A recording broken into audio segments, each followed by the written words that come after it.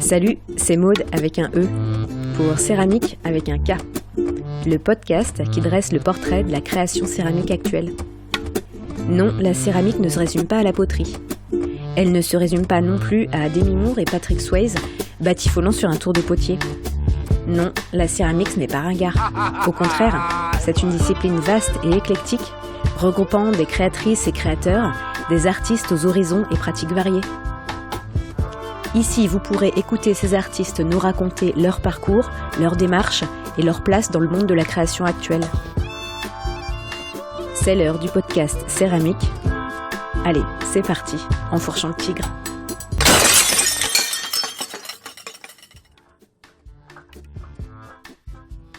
Aujourd'hui, pour ce nouvel épisode du podcast, j'ai rencontré une céramiste bien vénère. Ce sont ces petites voitures de police enflammées qui sont le plus connues. Ou comment sensibiliser le public aux questions de violences policières avec une faïence toute douce comme un doudou. Il s'agit de Léa Viguier, plus connue sous le pseudo de Acab Céramique. Léa va à 100 à l'heure, sauf lorsqu'elle convoie ses pièces jusqu'à son four. Léa est obstinée, surtout lorsqu'il s'agit de trouver une bonne recette d'engobe. Léa est spontanée et curieuse. Elle a d'ailleurs tout de suite répondu positivement à ma demande d'interview. Pendant cette conversation, on a bien rigolé. On a parlé de son parcours aux Beaux-Arts, de Pokémon, de table basse multifonction, de sellettes providentielles et de camions tagués. Un épisode chaud à écouter au frais dans l'atelier. Bonne écoute. Bon, tu sais, je suis un peu toujours la même trame sur les épisodes. Et pour commencer, moi, j'aime bien demander aux céramistes quel est leur premier souvenir lié à la matière argile, lié à la terre. Ouais, j'y réfléchis. D'ailleurs, du coup, je pense que j'en ai plusieurs, mais après, moi, je pense que mon jeu préféré quand j'étais petite, c'était de faire des cabanes. Et du coup, quand j'avais une cabane, je voulais faire des soupes de terre. Et c'était des Nesquik, quoi. Donc ça, je pense que ça a été vraiment le premier truc, même si c'est pas avec l'argile. Et puis ensuite, je dirais que j'avais une grand-mère qui m'offrait plein de trucs créatifs et j'avais un moment espèce de cheval à faire mais j'étais très petite, mais un cheval à monter en céramique, un truc créatif d'enfant en terre autodurcissante. Et voilà. Et je crois que je me suis éclatée à faire ça. Et puis, mais je pense que vraiment la première chose qui m'a fait toucher à la matière plastique, c'était la pâte à modeler, quoi. En fait, et je pense que le mélange de la boue avec qui j'adorais jouer, la boue c'était fantastique, plus la pâte à modeler, ça a donné l'argile, quoi. Et à quelle occasion alors tu as pu toucher de la terre pour modeler, pour faire des réalisations en volume? J'ai commencé aux Beaux-Arts un petit peu, mais pas du tout dans une optique de pièces finies, c'est-à-dire que j'avais voulu commencer à faire des espèces des sculptures en fait, et à un moment j'ai eu envie d'essayer de faire des formes en dentelle, et donc pour ça en fait j'ai pris de la terre, mais je savais même pas que ça se cuisait à l'époque. Enfin, je savais pas du tout comment ça fonctionnait, mais bon, comme j'aime bien la pâte à modeler et que je voulais un truc que je savais qui pouvait être plus dur que la pâte à modeler, j'ai pris de la terre, j'ai sculpté mes formes dedans et par-dessus j'ai mis avec de la farine et de l'eau en fait mes trucs de dentelle, et après ça me faisait des formes en dentelle dures, quoi. Et du coup, c'était ça, donc c'était pas du tout pour la matière céramique en elle-même, quoi. Mais ça m'a vachement plu. D'accord. Enfin, mon rendu céramique était plus beau que mon rendu dentelle et ça m'a fait un peu cogiter. Je me suis dit, peut-être qu'il y a un truc à voir, quoi. Ouais, donc tu dis que tu as expérimenté la première fois aux Beaux-Arts. C'est quoi ton parcours alors? Alors, scolaire, j'ai fait un bac économique. Et ensuite, je suis partie aux Beaux-Arts à Annecy. Et en fait, au départ, je faisais du dessin, mais comme peut-être tout enfant qui a été un peu dans sa chambre.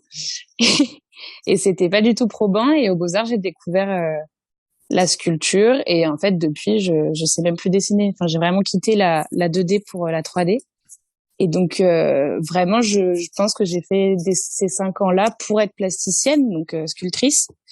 J'aime bien travailler autour de la figure du chien, notamment, mais dans un rapport humain-chien. Pas j'ai un chien, mais comment expliquer? Truc philosophique, quoi. Du rapport humain-chien. Je fais mon mémoire là-dessus, sur aussi le cynisme, les choses schlag, les choses sales. J'aime bien ça, Et ensuite, du coup, j'ai expérimenté la terre parce que j'avais aussi cette envie je faisais beaucoup de films, mais je les mettais pas forcément dans mon parcours de Beaux-Arts. J'aimais énormément faire des films en stop motion, en pâte à modeler. À ce moment-là, je faisais la nuit quand j'arrivais pas à dormir. Je me faisais un film comme ça. C'était souvent avec des chiens d'ailleurs. Et j'ai commencé à faire des petites voitures de police qui brûlent en pâte à modeler, quoi. Ok. Et et après, naturellement, vu que je sais pas pourquoi, mais un jour tous les beaux-arts se sont mis à faire de la céramique. Et du coup, je me suis dit bah tiens, mes petits trucs en pâte à modeler, je pourrais les essayer en terre. Et après, j'ai pas arrêté, quoi. Et alors, aux Beaux-Arts, t'as eu un accompagnement, un apprentissage technique du modelage pas du tout. Non, ouais. pas du tout. Même on m'a donné des conseils aberrants, quoi. Mais c'était un mini pôle céramique et personne n'y connaît rien. Donc en fait, moi j'ai découvert des trucs de fou. Par exemple, j'avais essayé de faire donc déjà j'avais appris qu'on peignait avec des émaux, donc le truc incroyable. Donc moi en plus je voyais la couleur des émaux, donc je pensais que c'était la couleur que ça allait avoir à la fin. Enfin, je mettais une couche pas possible de trucs. Enfin, ouais, c'était incroyable. Et j'ai découvert que 2 émaux ensemble, et ben des fois ils pouvaient créer une 3e couleur, par exemple. Donc j'ai eu des super surprises. Mais je regrette pas du tout de pas avoir eu de formation parce que je pense que le fait d'avoir été autonome dans le fait de chercher ce que je voulais, déjà ça m'a fait penser à ce que je veux faire, ce qui est quelque chose que tu fais beaucoup moins quand t'es pas autonome, c'est-à-dire qu'on te dit tiens, vas-y, une tasse en faïence rouge engobée dans du blanc, voilà, point. Alors que moi, ça a jamais été la question. Ma question, c'est j'ai une idée, comment je la fais? Et en cherchant, j'ai d'autres idées, mais il y a pas de cadre. Donc en fait, tu penses comment tu avances. Et donc du coup, j'ai découvert des trucs de fou, mais tard, quoi. Ouais, okay. Hyper tard. Mais je suis plutôt contente de cette démarche-là, au final, d'autonomie avec la terre. Et alors du coup, dans ton parcours d'autodidacte, là, comment ça s'est construit? T'as rencontré d'autres céramistes, des potiers, t'as pu échanger, t'as fait des tutos sur YouTube. Comment tu as fonctionné? Après, je sais pas, je pense que il y a par exemple, même aux Beaux-Arts, il y a plein de moments où j'étais quand même plastiquement, vu que j'ai pas d'éducation artistique, en fait, j'ai été très en retard sur plein de choses. Et par contre, avec la terre, j'avais des intuitions.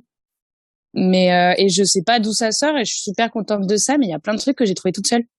Et notamment, j'ai commencé à m'acheter des outils toute seule, mais sans savoir à quoi ils servaient. Et en fait, je me rendais compte que j'avais la bonne utilisation, je les avais jamais vus ailleurs que dans le magasin, par exemple. Mais il y a plein de choses que j'ai compris seule. Donc déjà, c'était assez cool. Franchement, j'ai passé des journées entières à travailler là-dessus, à essayer. Mes premières semaines, j'achetais des émaux toutes les semaines pour découvrir un nouvel émail, comment il fonctionnait, les températures, etc. Donc non, pendant que j'étais aux Beaux-Arts, du coup, j'avais pas du tout d'expérience avec d'autres potiers ou potières. Par contre, ensuite, je suis arrivée à Marseille et donc là, j'ai cherché des céramistes pour qu'ils me racontent un peu comment ça se passe. Et puis à chaque fois, en allant faire des cuissons chez eux, je posais 3-4 questions comme ça. Ils ont toujours été super patients, ils m'ont toujours expliqué plein de choses.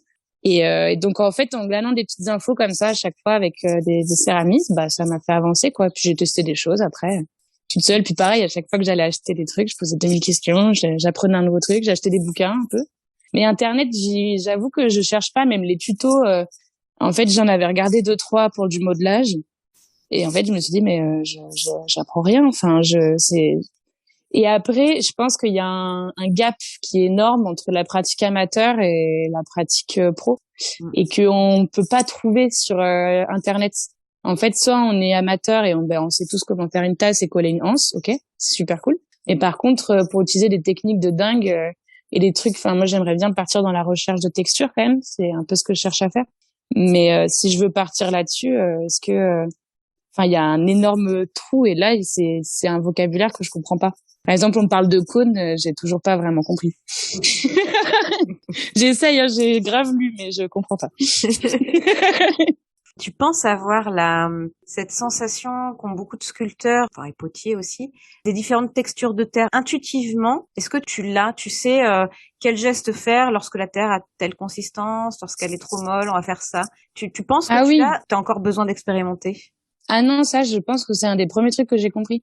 Par exemple, pour mes premières petites voitures de police, du coup, j'ai direct compris qu'il fallait que je fasse la forme de carcasse et que j'attende en hiver, parce que hiver été c'est pas pareil, en hiver une après-midi avant de commencer à découper dans dans le carré, en fait, le gros cube, ma forme de voiture. Et ensuite là, attendre encore quelques heures pour que quand je vais faire mes vitres, elles restent plus ou moins lisses et qu'il y ait pas trop de copeaux, ou alors qu'il y ait pas du coup trop de plasticité, que ça devienne mou et que ça s'enfonce et que ça déforme tout.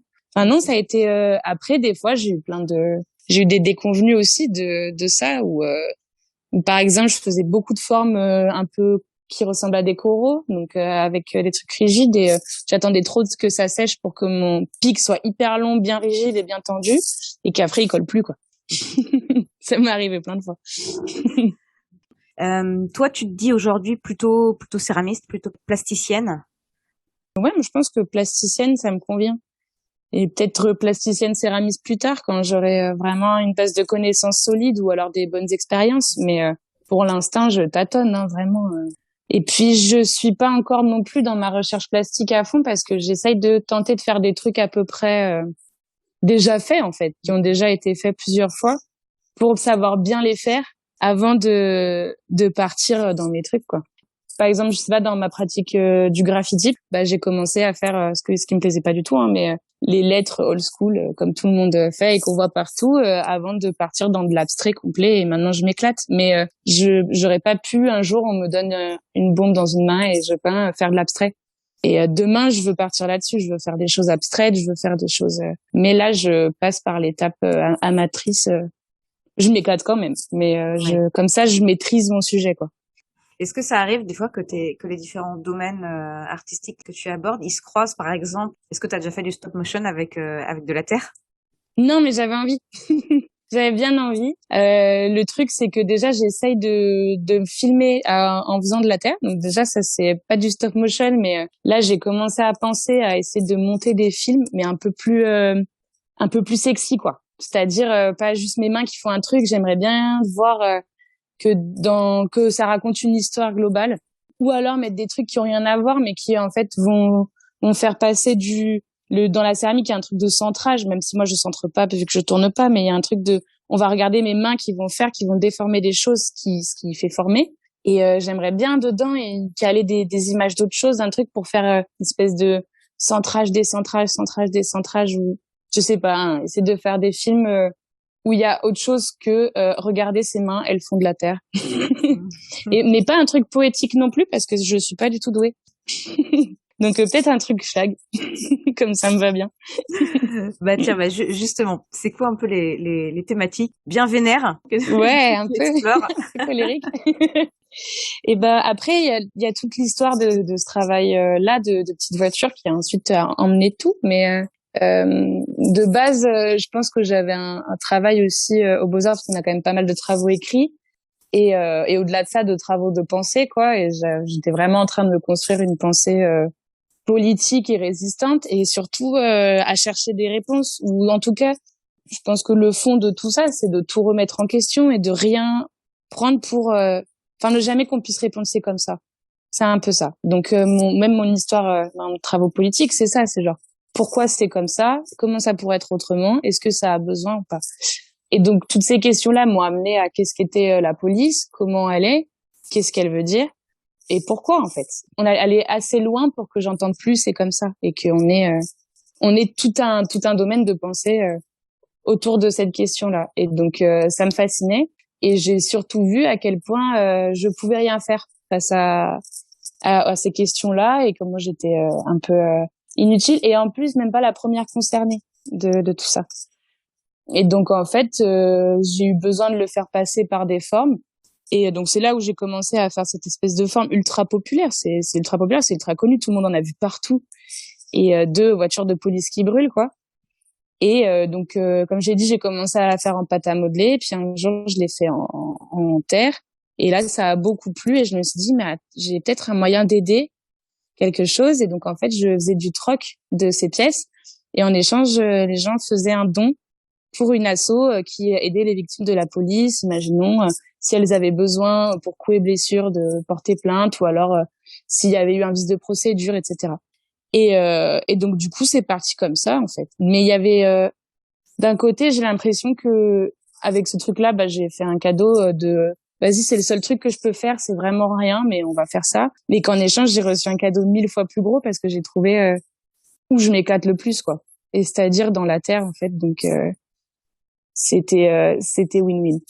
Ouais. Ouais. Est-ce que l'étiquette de céramiste militante te va? C'est marrant. Mais je pense que j'y suis pas encore. Je pense que, et puis, je suis vraiment perdue entre deux casquettes, quoi, où, j'ai vraiment envie d'aller très, très, très loin et, dans mes formes et dans ce que j'ai envie d'essayer. En tout cas, dans ma tête, j'ai des idées que pour l'instant je pense infaisables, mais qui peut-être un jour pourront. Et du coup, je suis un peu ça et en même temps, dans un truc, j'aime bien les pièces humbles aussi, quoi. Oui, parce que t'as Genre, pas que tes petites voitures. les petites voitures, ouais. T'as aussi des formes. Ça, c'est un Ouais, autre travail. c'est ça. Et alors, Et donc, vas-y. non, je t'écoute, pardon, je t'ai coupé. Non, je me demandais ces formes-là qui font penser à des. Moi, ça me faisait penser à des petites bactéries, là, vues au microscope, mais à C'est grandir. vrai, ça peut. Ouais, c'est très organique aussi. Ouais. Ça, là, tu la puises où ton inspiration là-dessus? Après, c'est compliqué, mais j'aime trop la science aussi. Mais par exemple, je suis hyper intéressée par plein de trucs, genre, enfin, je connais tout plein de trucs sur les animaux. Je passe mon temps à lire des trucs sur les animaux. J'aime trop la mer. Je suis hyper passionnée de poissons, en fait, vraiment de poissons, de plein de choses et même la médecine. J'aime trop connaître tous les noms des maladies ou les trucs. Enfin, en fait tout ce qui peut ressembler de près. C'est hyper débile ce que je veux dire. Il y a un truc des Pokémon de base où en fait des Pokémon, c'est des petits animaux où on sait rien sur eux et en fait on les collectionne et ils sont extraordinaires. Et ben tout ce qui ressemble de près ou de loin au même rapport humain, c'est-à-dire un truc qu'on peut avoir en plusieurs fois et étudier et à collectionner, bah ça me fascine. Alors forcément je collectionne pas tout, mais comme si mon rêve c'était de faire un Pokédex de la vie, quoi. Et du coup, et ces formes-là, elles viennent mettre des petites empreintes dans mon imaginaire et vu que je les ai vues et touchées des centaines de milliers de fois, et ben bon, les poissons un peu moins peut-être, mais c'est arrivé aussi. Et bah du coup, elles sont faciles à ma main. Je pense que ça vient de là tout simplement. Est-ce que tu as d'autres sources d'inspiration ou d'autres influences? Est-ce que je sais pas, les séries, les films, la musique, ça peut aussi entrer dans ton processus de création? Bah, c'est marrant, mais pas du tout. Ouais. Absolument pas. J'écoute jamais de musique quand je fais du taf, enfin quand je travaille. J'écoute France Culture, Les Pieds sur Terre, voilà, des trucs comme ça. Voilà, j'écoute ça.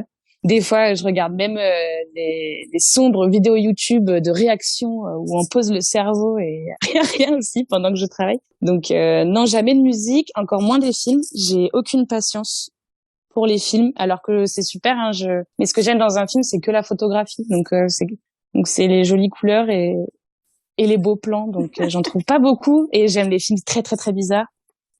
Donc non, j'ai aucune inspiration de ça, malheureusement. Mais je pense que j'ai besoin peut-être que je suis quelqu'un de pas très sensible ou alors je sais pas, mais peut-être besoin de beaucoup de stimuli pour être concentré en fait, on va dire. Et donc un jeu vidéo, ça peut m'inspirer de fou. En revanche, un film, je m'ennuie très très vite. Et donc pareil, la musique, je pars trop loin et je sais plus où je suis dans mes mains. Enfin, j'arrive pas à me concentrer si j'écoute de la musique.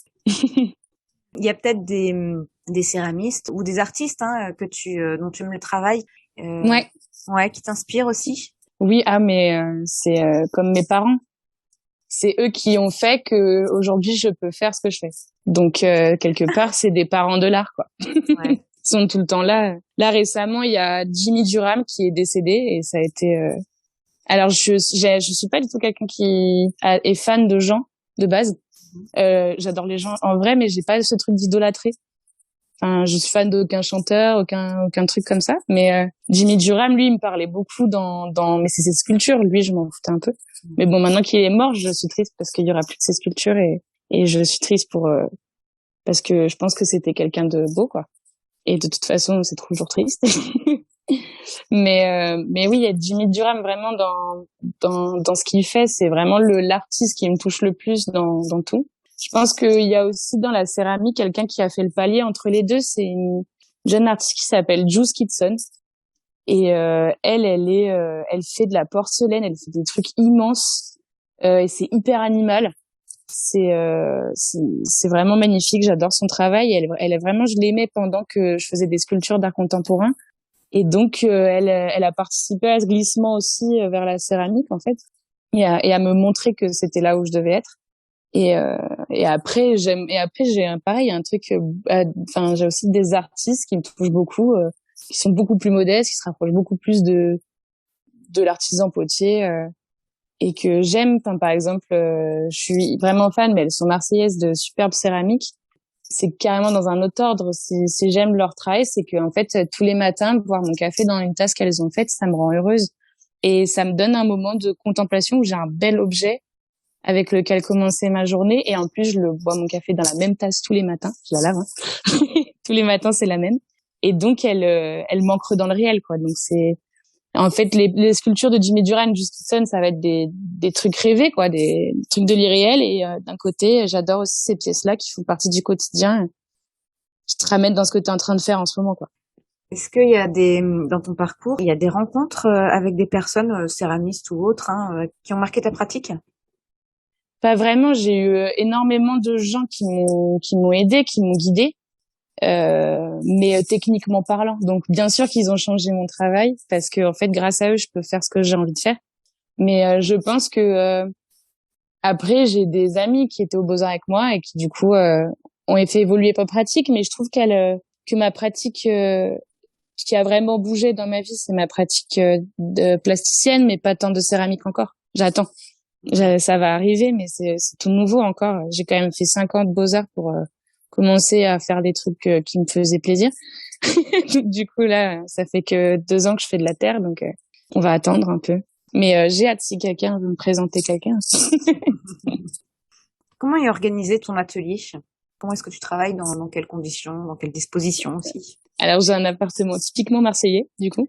Donc, chaque pièce a une fonction.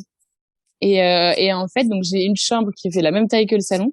Et entre la chambre et le salon, j'ai une entrée qui fait pratiquement la même taille que les deux, quoi. Okay. Donc c'est assez rigolo. Donc mon atelier est dans l'entrée. C'est la seule pièce où il y a pas de fenêtre, mais j'ai un appart traversant, donc il est quand même bien lumineux. Et en fait, j'ai ma chaise, c'est une chaise de camping, de Décathlon. Et j'ai du coup plus d'ustensiles de cuisine que d'ustensiles de céramique. J'ai des cuillères, des couteaux, des trucs. Et de ma petite tournette qu'on m'a offert pour mon anniversaire.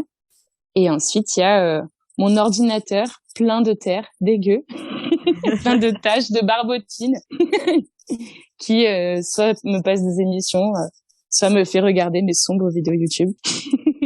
Et c'est à peu près ça. Tu entreposes ta terre aussi dans ton atelier? Tout est sous le bureau.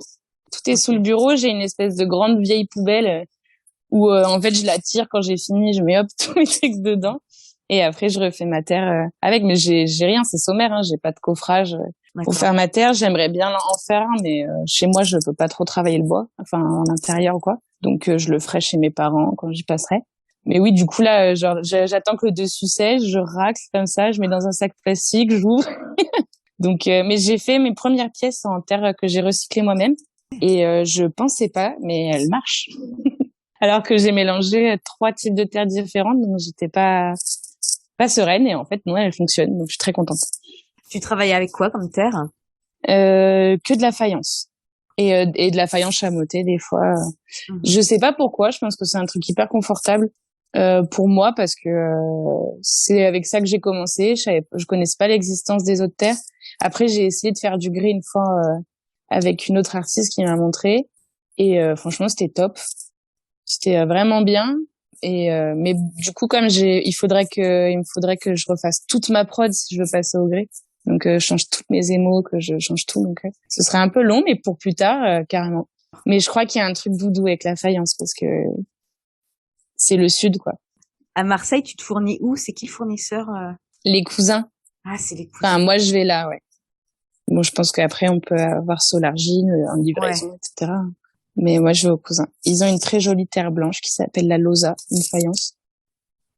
La porcelaine, ça te tente pas? Pas du tout. C'est capricieux. Il y a rien qui me tente. Après, c'est parce que, je sais pas, j'aime bien le côté simple et vraiment c'est tout simple, c'est tout doux, quoi. C'est hyper populaire, je sais pas. Enfin, je me sens beaucoup plus proche de la faïence, comme dire la porcelaine, elle se la pète, quoi. Ouais. Et puis je pense qu'il faut être extrêmement doué pour en faire, et j'en suis pas là aussi. Je suis en admiration devant ceux qui font de la porcelaine, il y a des trucs magnifiques en plus. Mais je pense qu'il y a un truc où je me dis, moi je pourrais pas. Donc je vais rester à jouer avec ma petite faïence, mais ça va être bien. Puis ça se rapproche, j'avais aussi beaucoup de travail ouvrier dans mon travail plastique, et où je travaillais beaucoup avec du mortier par exemple, enfin avec plein de pièces qui viennent du milieu du chantier même plus qu'ouvrier. Et donc la faïence, voilà, ça me rappelle la faïence de la baignoire, des toilettes, du lavabo, quoi. Et donc il y a un truc qui reste de ce milieu-là, dont je me sens beaucoup plus proche en fait. Pour en revenir à ton atelier, mais ça veut dire que ton four, il est pas chez toi? Non, je vais au cousin justement au bagne pour aller au four. Donc je prends mes petites pièces crues, je les descends de mes 3 petits étages, je ramène mon camion devant la maison et je charge mes pièces, et après je fais une demi-heure de route pour aller poser mes pièces au four. Là-bas, je me fais engueuler parce que mes pièces sont les plus chiantes au monde à enfourner. Donc on me dit mais tu veux pas t'acheter un four, tu nous saoules. Et je suis là, bah je peux pas, mais oui. J'aimerais bien. Et puis ils sont trop mignons en vrai, ils m'arrangent tout le temps, j'ai tout le temps des dates, et puis ils sont hyper choux. Donc et puis en plus force à eux qui enfournent mon travail. Et après je reviens. Et voilà, et à chaque fois c'est ça, j'ai toujours de la casse, mais c'est assez rigolo parce que j'ai beaucoup de casse, mais j'ai le sentiment de faire des pièces où la casse n'est pas grave, exprès. Okay. Par exemple, là récemment, j'ai fait des vases avec des anneaux comme une chaîne là qui avait des pics, et j'ai fait exprès de rajouter 3 fois plus de pics en me disant s'il y en a qui cassent, je suis encore bien. Et j'ai fait pareil une fois, j'avais un gros vase, j'avais plein de hanches, je me suis dit je vais encore en rajouter, comme ça si y en a une qui pète, c'est pas grave, on le verra pas. Et je fais vraiment mon travail en fonction, donc d'un côté, je trouve ça assez rigolo, quoi. C'est pareil pour mes flammes de petites voitures. Il y en a souvent qui pètent. Il y a des rétros aussi qui pètent tout le temps, mais je me dis c'est pas grave, c'est normal un rétro pété sur une voiture de police qui brûle. Et pareil pour les flammes, je m'arrange toujours pour qu'il y en ait tellement que s'il y en a une qui saute, on le verra jamais, quoi. Enfin, pour que ce soit vraiment tentaculaire et qu'on voit pas. Ça fait vraiment partie du processus. Mais alors, tu pars en cuisson là tous les combien de temps? Ça dépend. Bah là, vu que j'avais un problème au pied, là, du coup, c'est ma première cuisson depuis 1 mois. Mais normalement, j'essaye quand même toutes les 2 semaines. Enfin, toutes les 2 semaines d'aller cuire 2 fois, du coup. Mais ça fait que je remplis pas un four parce que déjà, enfin, je peux pas produire en série. Enfin, je veux dire, même faire une petite voiture de police qui brûle, de la main à la pièce, c'est minimum 2h30 de travail par voiture. Ouais. Donc sans compter les séchages, le temps d'en faire du coup plein pour remplir un four, le temps de tout émailler, ce qui est très très long, enfin de tout peindre et émailler. Enfin donc en fait je suis très lente à produire des pièces, et puis pas pour les voitures. Ben en fait le matin je vais me lever, je vais préparer 25 carrés, et puis après je suis là, bon bah je fais quoi? C'est pareil, du coup je fais des vases, mais bon au bout d'une journée j'ai 25 voitures préparées, 3 culs de vases, et je vais me coucher comme ça, et je suis là, bon bah maintenant on attend et demain on continue. Comme espace. Tu as de sèche-cheveux ou de décapeur thermique pour accélérer le séchage? Ça, j'aimerais bien le faire parce que avant je travaillais aussi beaucoup avec le plastique et le décapeur thermique. Par exemple, si on passe du papier bulle au décapeur thermique, ça fait que les bulles elles gonflent, et du coup elles deviennent 3 fois plus grosses. Ça fait vraiment une texture hyper cool. Et enfin du coup j'adore cet objet. Je suis vraiment fan de décapeur thermique, et j'en ai pas. Je sais pas pourquoi, mais j'aimerais bien en avoir un. Et sèche-cheveux, j'en ai pas parce que j'aime pas m'occuper de mes cheveux, c'est un petit peu. Ils sont sauvages, c'est très bien. Et mais ouais, j'adore. Et puis j'aimerais bien essayer de faire des pièces avec par-dessus, à la fin de la pièce, faire fondre du plastique, parce que ça fait un truc ultra organique, quoi. Je suis désolée, il y a quelqu'un qui a sonné. Et oui, ça fait quelque chose d'hyper organique, hyper sculptural, et du coup même rien que pour ça. Et puis je me dis, est-ce que la terre, je peux pas essayer de faire réagir de la barbotine au décapeur, est-ce que ça va pas craqueler, etc. Ouais, bien sûr. Enfin bref, j'ai plein d'idées, mais j'ai jamais vu beaucoup de gens travailler avec, donc je sais même pas comment ils travaillent avec, donc je sais pas quelles sont les expériences qui sont déjà faites ou qui peuvent être faites. Est-ce qu'aujourd'hui la céramiste te fait vivre, te permet de gagner ta vie? Pas du tout, mais pour l'instant, je suis pas forcément, enfin, c'est pas que je suis pas en recherche de ça, mais je le serai forcément. À partir de décembre, c'est juste que je vis encore de quelques bourses et de travail que j'ai fait avant où j'ai mis de côté. Donc, pour l'instant, je peux me permettre de vivre et de faire ça. En fait, tout ce que je vends, je le réinvestis. Okay. Donc, direct, dès que j'ai des ventes, dès que j'ai un peu de sous, déjà, j'ai eu les dons aussi beaucoup pour les assos pendant un temps. Et maintenant, dès que j'ai des sous, j'achète des engobes, j'achète des outils, des trucs. Là, je suis en train d'économiser pour m'essayer au tour. Donc voilà, je réinvestis tout. Et sur Marseille, tu as l'occasion de pratiquer où lorsque tu veux rencontrer d'autres céramistes, des potiers par exemple. Le tour, tu pratiques où? Chez toi ou bien dans des cours collectifs auprès d'autres céramistes? Pas du tout. Mais là, j'ai beaucoup de chance. Je vais être prise en stage en juin pendant 3 semaines chez une céramiste qui est incroyable, qui est très très douée, qui s'appelle Domi, qui a l'atelier Tarente. Et elle est non seulement c'est genre vraiment une personne hyper humaine, et en plus c'est une pointure quoi. Puis elle est autodidacte aussi, donc elle a ce même parcours que moi entre guillemets, sauf qu'elle a de la bouteille. Et en plus elle fait pas de tour non plus, elle fait que du modelage. Alors je pense envisager le tour dans un truc de pratique, c'est-à-dire en fait si je veux faire mes tasses avec plein de trucs par dessus ou quoi, et en fait je peux au moins me tourner la base plutôt que de tout faire en modelage où ça peut être beaucoup plus long. Mais c'est pas ce que je cherche à faire non plus. Après, à voir. Mais déjà, je comprends pas pourquoi, mais je suis droitière et je tourne en gaucher. Il y a plein de décalages comme ça où je comprends pas. Et j'ai déjà eu des cours et je suis vraiment, vraiment extrêmement en retard comparé aux autres débutants qui, en quelques cours, arrivent à faire des trucs de fou. Et moi, je suis vraiment à la base de la base alors que j'ai quand même fait plusieurs cours. Mais donc je me dis que le modelage c'est cool aussi. Et que je vais apprendre toute seule et que ce sera marrant aussi d'envisager le tournage solo quoi. Moi, ce que je trouve intéressant avec la céramique, c'est qu'on est à la frontière entre l'art et l'artisanat. Il y a pas mal de céramistes qui disent ça. Est-ce que toi, tu voudrais différencier ta production, avoir, tu vois, tes séries de petites voitures, est-ce que tu les classerais plutôt dans l'artisanat, dans des choses reproductibles et qui, du coup, se vendent aussi vite, rapidement, et puis plutôt un travail de recherche avec ta sculpture? Oui, il y a un peu de ça, hein. Il y a un peu de ça. Et en même temps, c'est aussi l'inverse. C'est-à-dire que vu qu'en ce moment, à côté, je fais un peu des vases et des tasses, et en fait, ce qu'il y a de plus artistique, c'est mes petites voitures, et ce qu'il y a de plus artisanat, ce serait mes tasses. Donc, c'est très marrant parce que tout le monde peut se mettre dans un truc ou un autre. Mais vraiment, je profite de ce temps-là pour l'instant pour être complètement en recherche. Et une fois que j'ai fait un vase et que j'ai fait une forme, je la reproduis plus. Donc je suis là, ok, j'ai testé, c'était sympa.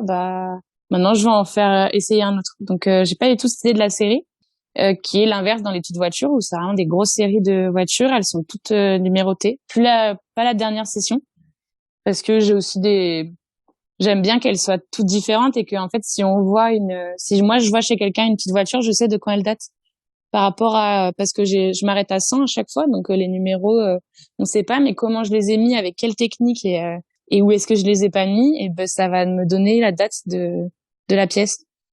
Okay. Donc je trouve ça rigolo. Et puis c'est tout parce que plein de gens m'ont dit mais tu franchement t'es trop nul quoi, fais des moules avec tes trucs. Et non, jamais de la vie, j'ai pas du tout envie de faire des moules, elles sont toutes je pense que ça en revient au truc de Pokémon quoi. Enfin, et elles sont toutes différentes, elles sont et en même temps c'est toutes les mêmes. Enfin voilà, il y a un truc rigolo comme ça, mais ça reste de la pièce unique, donc je sais pas. Alors justement, tes pièces, on peut les trouver où? Plutôt en galerie, plutôt en boutique? Alors là, je commence un peu à rentrer dans des boutiques, mais c'est tout récent. J'ai 2-3 trucs dans une boutique à Bruxelles qui s'appelle Hunting and Collecting. J'ai une dame absolument adorable qui m'a mis dans une boutique à Paris qui s'appelle la boutique C'est Extra du coup, et à Montmartre. Et en plus de sa gentillesse d'avoir proposé mon taf, elle je sais pas, je trouve qu'elle est c'est une super bonne entremetteuse de tout en fait, et et puis elle est vraiment intéressée par l'art, donc c'est vraiment hyper agréable de bosser avec elle. Et là à Marseille, je vais rejoindre un espace collectif aussi de boutique qui s'appelle le Frappe Store et qui vient d'ouvrir. C'est un jeune ultra ambitieux, vraiment vraiment bosseur, qui réunit plein de choses, l'artisanat de Marseille, l'art de Marseille, mais aussi il fait du rap, il fait plein de trucs, il fait des événements. C'est un fou du taf, il est trop marrant. Et du coup, lui m'a proposé de rejoindre son projet. Et donc, du coup, je vais bientôt avoir des pièces là-bas aussi. Et sinon, je vends de mois à mois sur Instagram. Je tchatche avec les gens. Je leur fais mon petit colis affreux. J'ai super honte de mes colis. Mais je trouve qu'ils vont bien, en fait, parce que il y a un truc que j'aime bien, qui est marrant aussi dans la céramique, de l'artisanat, où j'ai l'impression qu'on essaye de rendre l'objet plus beau avec. C'est pour le protéger, mais son papier de soie, ça lui donne un aspect ultra précieux, alors qu'en fait c'est une assiette, quoi, et qu'on va mettre des vieilles lasagnes dedans. Je sais pas. Et donc c'est très rigolo. Et moi je fais complètement l'inverse. Et je sais même pas si c'est par choix ou quoi, mais ça me fait vraiment rire d'avoir un colis qui ressemble à rien et qui est dans du vieux papier bulle avec du scotch de déménagement. Enfin, ça me rappelle encore une fois tous ces trucs de chantier, d'ouvriers qui font vraiment partie de mon vocabulaire visuel. Et du coup, on est là, on a l'impression qu'on va sortir un truc lunaire, quoi, un pouce ou quoi. Et en fait, c'est une pièce de céramique. Mais je dis pas que je complexe pas non plus, c'est pas vrai. Je complexe. Est-ce que la com aussi et la recherche de visibilité fait aussi partie de ton taf, ou là tu le fais un peu à l'arrache? J'ai énormément de chance, je pense, parce que je fais tout à l'arrache. Je sais pas prendre une photo, vraiment. J'ai eu des cours de croquis à un moment à l'école, et elle était là. Ok, tu sais dessiner. Si je te dis de dessiner un pot, tu dessines un pot. Mais par contre, pourquoi il est à cet endroit de la feuille? Je sais pas cadrer. Et donc, si tu sais pas cadrer un dessin alors que tu l'inventes, va pas cadrer une photo. Donc, je suis très très très très à l'arrache, quoi. Je prends ma photo comme ça, bout de bras, je regarde même pas. Et vraiment, on dirait, c'est comme si j'étais nos parents touristes, quoi. Ils prennent des photos, on sait pas ce qu'ils ont pris, on sait pas pourquoi il y a un bout de crâne de quelqu'un, c'est leur pote, c'est le paysage qu'ils voulaient avoir. Ça ressemble un peu à ça, mes photos. Niveau com, pareil, j'ai du mal à parler, à raconter ma vie sur les réseaux, mais pas que ça m'ennuie, parce que j'adore les gens qui racontent leur vie. J'aime trop quand ils parlent de leur taf et tout. J'adore quand ils mettent 5 lignes et qu'on lit un peu plus sur la pièce qu'on regarde et tout. C'est trop agréable. Mais je sais pas, je prends pas le temps, et je pense que je suis pas assez impliquée là-dedans. J'aimerais bien évoluer, donc je commence un peu à raconter mes trucs. Ouais. Voilà, à essayer de tchatcher. Et puis je pense que le format photo me plaît pas trop, mais le format vidéo il m'éclate. Donc je pense vraiment essayer de faire de la com mais vidéo, quoi. Donc tout par Instagram, parce que c'est le plus simple pour moi, quoi. Et en fait c'est par là que j'ai rencontré tous les gens qui m'ont fait avancer, tous les gens qui me prennent des pièces, tous les gens qui m'inspirent. Enfin, tout est passé par Instagram, donc je vais continuer là-dessus. Ouais. Avant de passer aux dernières questions, moi je voulais que tu reviennes un peu sur l'histoire des fameuses petites voitures enflammées. Ouais. L'idée, elle est venue comment, où, comment ça a évolué? Et vraiment, du coup, donc j'avais ce truc-là de faire des petites voitures en pâte à modeler, là, de police qui brûle. Et puis j'ai des amis, j'étais vraiment pas très douée en cadeau d'anniversaire ou quoi, mais j'aime trop en faire. Et du coup, à ceux où j'avais pas pris le temps, où j'avais pas trouvé le temps de faire un truc, où j'avais pas l'idée de ouf, je leur offrais ça parce que je savais que ça leur correspondrait. Et puis un jour, j'avais un pote, un jeune graffeur qui était très sympa, et où je lui ai parlé de mes trucs en pâte à modeler. Et c'est là où on s'est dit, on va en faire une en terre. Et ma motivation première, ça a été de lui offrir, quoi. Pour moi, je sais pas pourquoi ça m'intéresse pas de le faire pour moi. Mais du coup, pour lui, je sais pas, j'avais envie. Et donc, je lui ai fait cette petite voiture-là, et elle est affreuse. Mais c'était la toute première, mais elle est vraiment... Les rétros, ils font 3 fois la taille de la voiture. Enfin, bref, c'est rien qui va. Et en fait, il l'a bien aimé. Et puis, il y a des gens autour de moi qui ont commencé à m'en demander. Et il y a le truc qui me plaît le plus dans cette idée-là, c'est que en fait de base tout part de l'idée de faire des cadeaux, quoi. Et que ce que j'aime le plus dans mes pièces, c'est que c'est tout le temps des cadeaux. Donc je respecte des dates d'anniversaire pour faire des envois, ou j'écris des petits mots personnalisés ou des trucs comme ça, et ça me fait vraiment vraiment plaisir.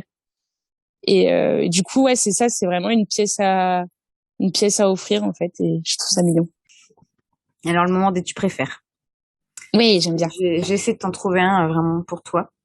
Alors, toi, tu préfères enchaîner une séance d'engobe de tes pièces, sachant que t'as 2 mois de prod à engober et que t'as très très peu de temps.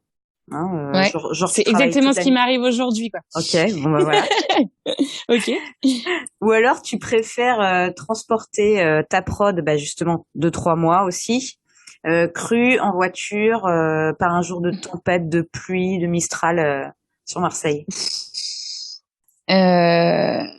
Bah alors, je pense que s'il faisait beau, je préférerais aller transporter en voiture parce que c'est un moment tellement cool où j'ai l'impression d'avoir mes bébés à l'arrière et qu'il faut que je les protège et que je conduis comme s'il y avait de l'or dans mon camion et que j'évite tous les travaux et les nids de poules de Marseille et avec de la super musique et tout, les fenêtres grandes ouvertes. Donc ça, c'est un moment hyper agréable.